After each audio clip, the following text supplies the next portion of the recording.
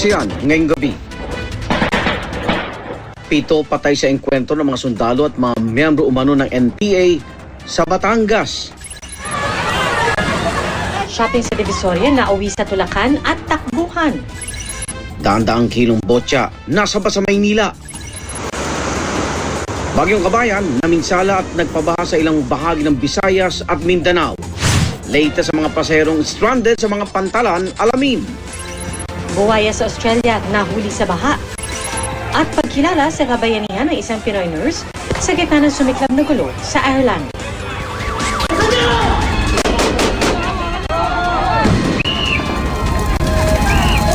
Sama-sama tayong magiging Sakaki!